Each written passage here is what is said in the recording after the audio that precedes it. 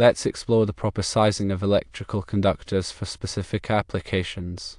Firstly, consider the question of the minimum size SOW cord required to supply 30 horsepower, 3-phase, 460-volt motor.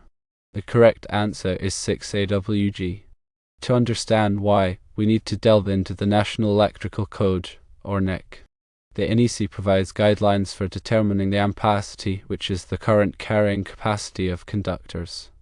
The ampacity must be sufficient to handle the motor's full load current.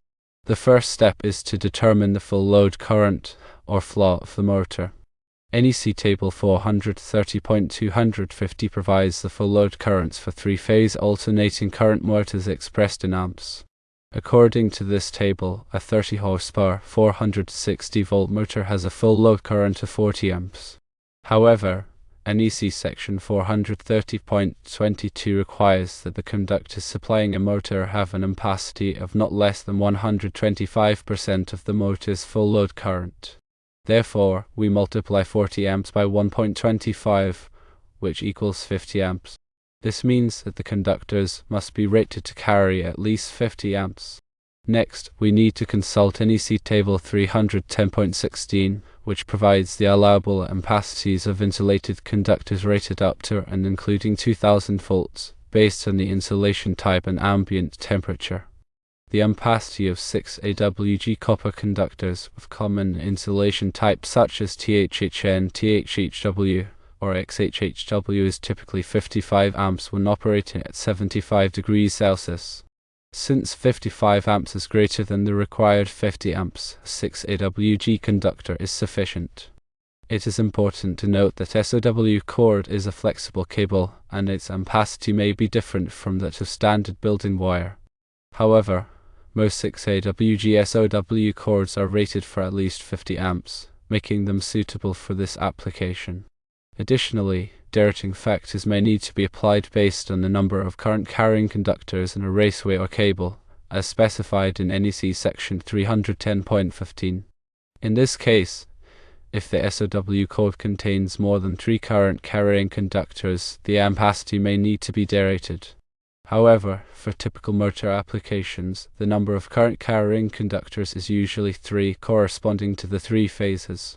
Now, let's consider the second question regarding the minimum size copper NM cable required to supply a 5-gallon, 2000-watt, 120-volt storage type water heater.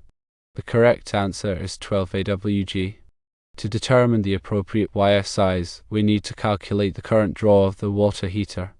We can use the formula power equals voltage times current, or P equals V times I. Rearranging the formula to solve for current, we have current equals power divided by voltage, or I equals P divided by V.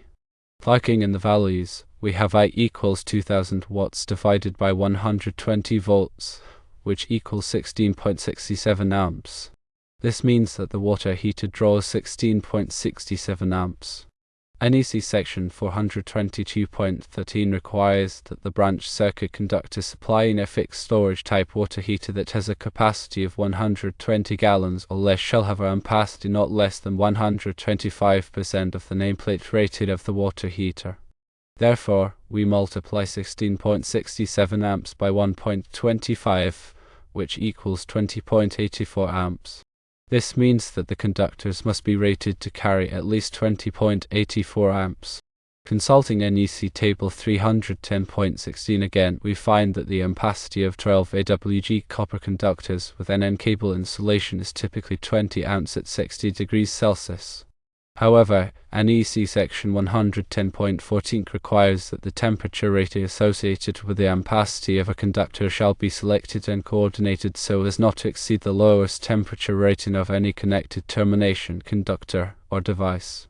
Most terminals are rated for 60 degrees Celsius or 75 degrees Celsius. If the terminals are only rated for 60 degrees Celsius, then we must use the 60 degrees Celsius column in NEC Table 310.16, which gives 12 AWG NM cable an ampacity of 20 amps. Since we need at least 20.84 amps, 12 AWG NM cable would not meet the requirements of the NEC. The next larger size is 10 AWG NM cable, which has an ampacity of 30 amps at 60 degrees Celsius. Since 30 amps is greater than the required 20.84 amps, a 10 AWG conductor is sufficient. However, one should also check the rating of the breaker and device terminations. The calculation we just performed applies only to continuously operated non-motor loads. In contrast, the motor calculation does not take into account the temperature rating of the terminations, since motors are considered inductive loads and not continuous loads. For this water heater example, you would have to check the termination temperature rating of the breaker in the panel and the water heater terminations and use the lowest temperature rating from those terminations to calculate wire size. The water heater is considered a continuous load because it will be running for 3 hours or more. You might think that a water heater would not be operating for 3 hours or more. However, NEC section 210.19 states that where a branch circuit supplies continuous loads or any combination of continuous and non-continuous loads, the rating of the overcurrent device shall not be less than the non-continuous load plus 125% of the continuous load. This is further explained in section 210.20. Therefore, 12 AWG NM cable would not meet the requirements of the NEC. Some important considerations should be made. Firstly, always consult the latest edition of the NEC and local electrical codes for the most up-to-date requirements. Electrical codes are updated regularly to reflect changes in technology and safety standards. Secondly, consider voltage drop. While a conductor may be adequately sized to carry the required current, it may not be large enough to prevent excessive voltage drop, especially over long distances. Voltage drop can reduce the performance and efficiency of electrical equipment. NEC section 210.19 Informational Node number 4 and NEC section 215.2 Informational Node number 2 recommend that voltage drop should not exceed 3% for branch circuits and 5% for feeders. To calculate voltage drop, you can use online voltage drop calculators or consult electrical engineering handbooks. Thirdly, ensure proper grounding. Grounding is essential for safety and helps to prevent electrical shock hazards. The grounding conductor should be sized according to NEC table 250.122, based on the size of the ungrounded conductors. Fourthly, use appropriate wiring methods.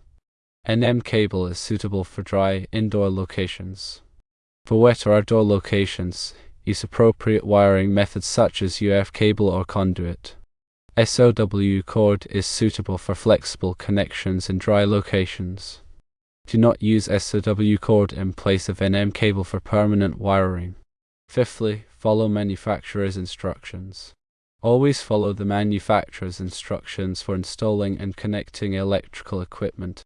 The manufacturer's instructions may provide additional requirements or recommendations for wiring and grounding.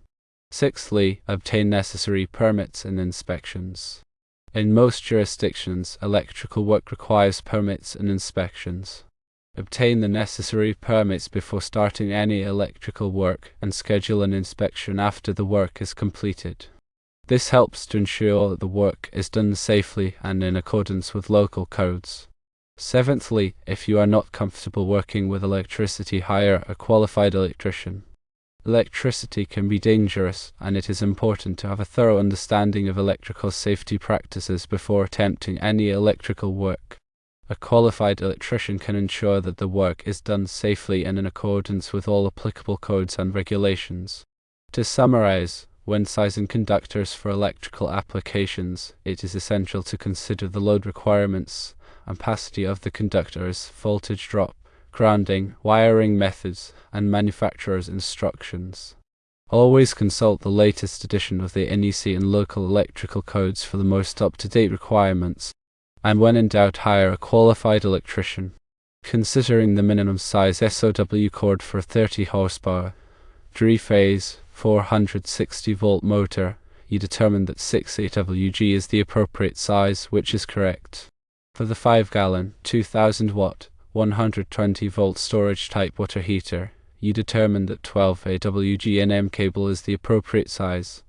However, it is important to note that this is incorrect and that 10 AWG NM cable would be required to meet the 125% minimum requirement. The reason is that the minimum ampacity must be 20.84 amps, and the ampacity of 12 AWG NM cable is 20 amps at 60 degrees Celsius.